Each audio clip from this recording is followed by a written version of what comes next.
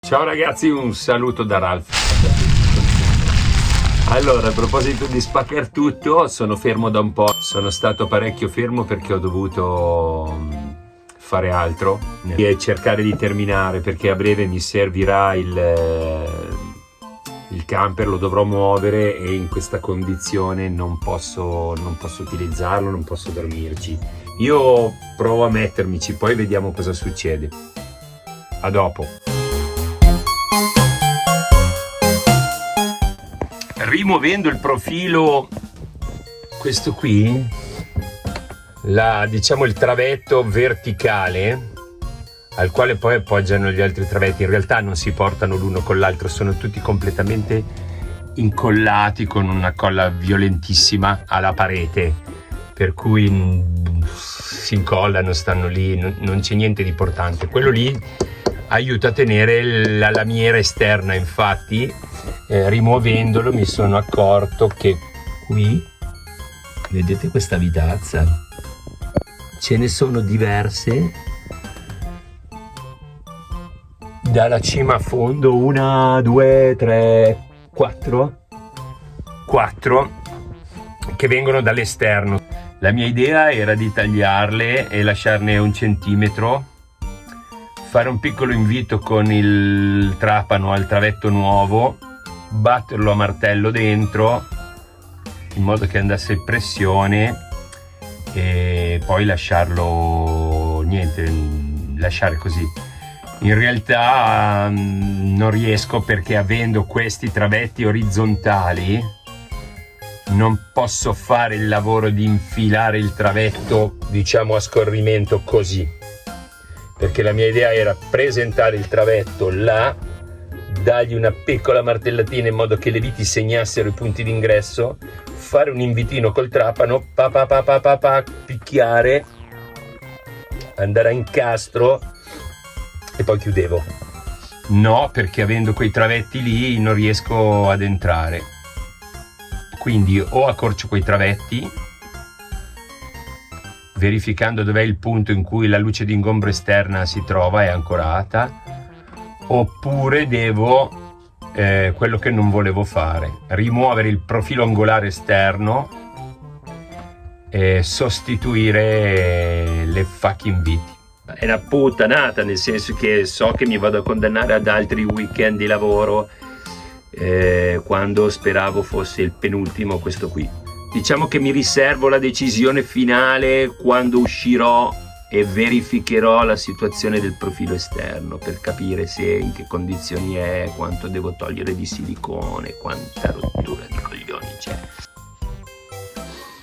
Ciao ragazzi, allora adesso andiamo al camperozzo, vi faccio vedere come ho tagliato le parti ammalorate. Ho tagliato pulito, visto? Dritto, più possibile. Adesso vi faccio vedere con l'altro lato della camera. Ok ragazzi, è venuto così.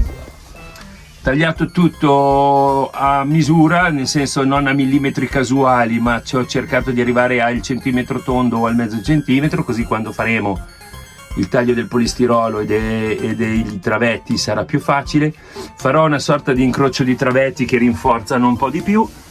Questa parte qui è solo la buccia finale del legno vecchio che era rimasta incollata mostruosamente alla lamiera. Questa sotto qui è la lamiera, l'ho pulita il più possibile, non insisto perché non voglio segnarla e fare tagli, buchi, graffi nella lamiera, è abbastanza delicata. Dopodiché accorcerò leggermente quei 2 travetti, questi 2 qui, per pulire l'ultima parte che è bella, però è robusta, però non mi piace molto, ed approfitto perché così avrò la possibilità di fare entrare a taglio a baionetta il mio travettino nuovo verticale. Qui ho trovato una soluzione a rondelle in legno, ho tagliato diciamo dei quadrottini di legno, li ho avvitati di forza sulla vite mordente esistente, in modo che sono andato a tirare la parte esterna con la parte interna. Dopodiché farò un piccolo invito nel travetto di legno che gli permetterà di amalgamarsi poi con la colla, diventa tutto un blocco unico, e questa è una soluzione che mi piace perché non mi costringe ad aprire l'esterno, è solida e definitiva, e quando e se un giorno si dovrà per qualsiasi motivo fare una modifica esterna, andare ad aprire il profilo, si può approfittare, tirar via le vecchie viti, sostituirle con viti nuove e dietro troverà del legno sano in cui ancora poter entrare. Quindi niente, procedo, dovrò rimuovere la finestra per ripulire intorno e poi dovrò mettere, non lo so, dovrò tagliare credo il compensato. Adesso devo ancora scegliere la, diciamo, la finitura. Ok ragazzi, allora non era esattamente tutto come da manuale, adesso poi vi spiego un attimino le difficoltà e le decisioni che ho preso ulteriori. Ok, mi metto a lavorare.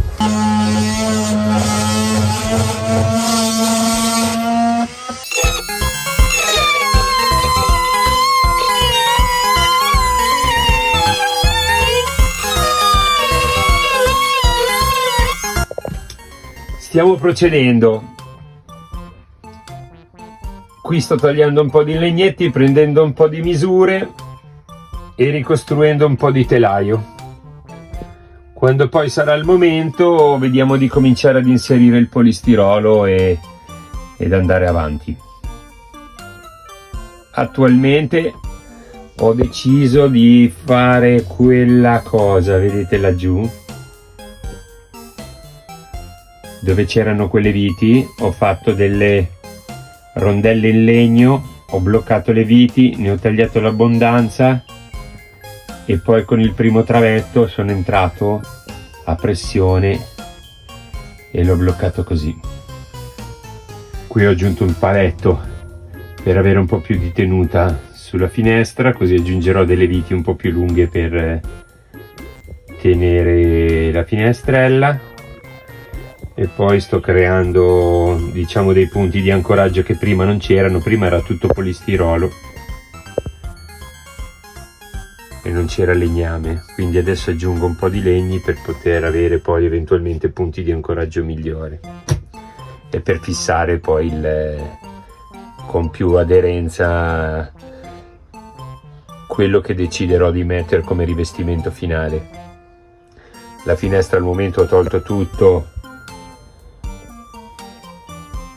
l'ho liberata dalla sua guarnizione, ho tolto la guarnizionciona, l'ho ripulita dal terostat.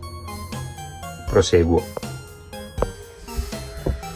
Ok, allora la riprova che non sono assolutamente un videomaker o una roba del genere, uno youtuber per un cacchio, è che ho fatto gli ultimi video 5-6 tutti verticali, quindi probabilmente non riuscirò a inserirli all'interno del video totale. Comunque sia, ho fatto una fase in cui ho montato tutti i travettini, ho pulito tutto, ho messo i travetti, mi sono insomma diminato tra staffelle, punti metallici, non ci ho perso del gran tempo, alla fine giro leggermente il telefono se riesco. E poi ho trovato una specie di, non è un compensato, è un polipropilene, un poliuretano, una cosa espansa, comunque un foglio. Caso ho voluto, ce l'avevo forse da 4-5 anni in soffitta, sono quei pannelli che vengono usati per isolare, coibentare, tipo quelli dei cappotti, ma non così performanti, però meglio del polistirolo, quello a pallozzolini. Quindi ho trovato quello, ho fatto tutti i travettini di legno e ho, diciamo, composto il puzzle. Ora mi è stato chiesto perché non hai smontato tutta la parete e l'hai rifatta tutta. Quel cacchio di sandwich lì è una palla epocale, cioè di distruggerlo dove è buono è un lavoro immane. Già dove è ammalorato è marcio, perché è composto con delle colle speciali, non è la 1000 chiodi del brico, quindi riuscire a togliere senza sfasciare la lamiera il legno marcio e il compensato che è incollato al polistirolo e al legno è una roba devastante. Chi l'ha fatto sa di cosa parlo, e questo laddove il legno è marcio. Dove è buono Ma è una cosa da fuori di testa. Io già così ho perso dei giorni, non dico delle ore, dei giorni di lavoro. E poi mi domando, perché strappare un dente sano? Cioè, se io ho la carie qui devo mettere una dentiera, lì tolgo tutti, no, il resto della parete è sana, è solida, è ben incollata, è compatta, perché devo andare a smontare una parte che è buona, che ha tenuta, che tiene, che è su con delle colle specifiche, che non viene via, vi dico, ma neanche ho usato il multiuso, l'attrezzo multiuso per segare, la spatola affilata, martello, mazzetta. È un lavoro da matti, piuttosto che niente si fulminano le lampadine fuori dalle botte che prende, e poi ogni volta che vai a picchiare un colpo rischi veramente di passare dall'altra parte e tagliare la lamiera. Quindi, perché dove è marcio picchi con una certa forza, dove è sano devi dare delle mazzate pazzesche, e il rischio che se ti scappa il mazzetto o la spatola o il taglierino poi fai il disastro. Quindi io, dove era sano, non ho pensato neanche vagamente di spaccare tutto. Qui è tutto sano, ho strappato un po' la carta da parati perché poi ho preso delle misure, ma ho tenuto il compensato sotto talmente incollato che fa tutt'uno coi travetti.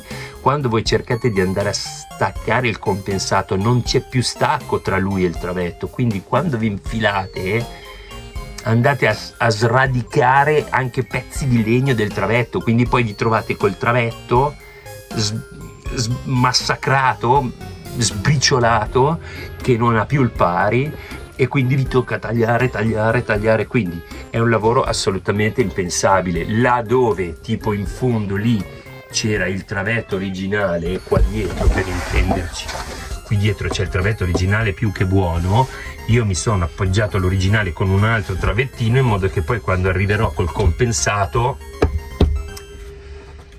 qui ho un punto dove eventualmente sparapuntare o mettere delle vitine mordenti. Non lo so, adesso devo decidere se fare un'eventuale copertura removibile oppure se incollare, non lo so, adesso piano piano deciderò. Comunque sia, tutto il legno buono l'ho tenuto, l'ho sparapuntato, in alcuni punti ho anche messo tipo lì, laggiù in fondo, ho anche messo, adesso non ve le faccio vedere perché ho infilato quello espanso lì, ho anche messo delle piccole staffettine a L.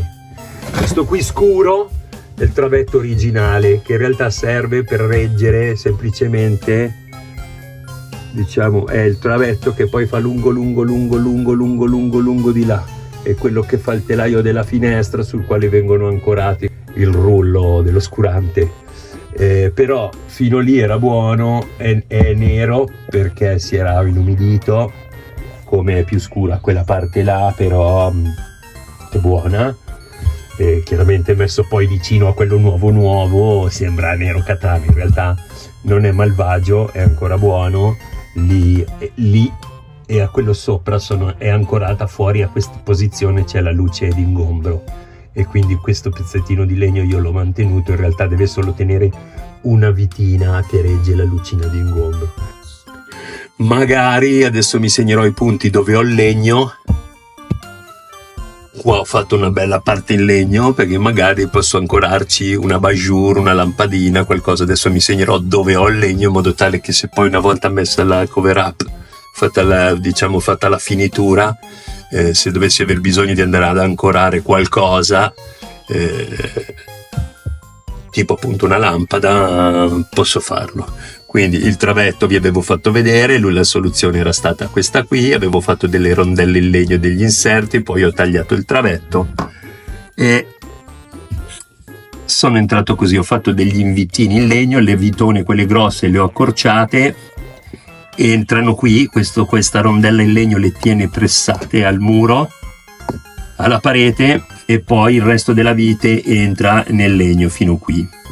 Se un domani si vorrà sfilare questa vite e metterne una nuova, si può prendere una vite un po' più lunga, anche se in realtà io l'ho tagliata per cui arriva qui, la vite originale arrivava in fondo. Si può prendere una vitona più lunga e entrare, c'è ancora tutto questo pezzo di travetto, diciamo più della metà, e poi c'è dietro ancora questo, per cui si può mettere una bella megavite e la situazione è insomma è risolutiva.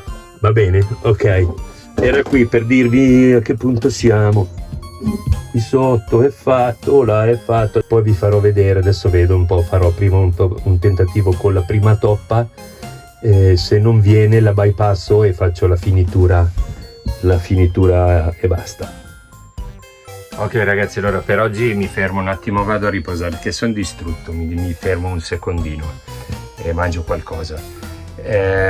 Mancherà la finitura lato destro, o meglio lato sinistro rispetto al camper, ancora non ho finito il lato destro, ho fatto diciamo la toppa e poi dopo la copriremo con la finitura. Sono riuscito a trovare il pari tra il vecchio compensato e quello nuovo e quindi direi che va bene così, poi dopo lo finiamo e copriamo tutto, vi faccio vedere.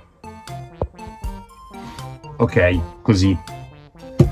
Poi faremo lo stesso tipo di chiusura dal lato destro, o meglio che poi quello è il sinistro, e basta. Poi vediamo di trovare la finitura legno con l'essenza giusta, volevo trovare più o meno del colore del camper e fare tutta quella parete lì. Ok, per il momento vi saluto, ciao ragazzi.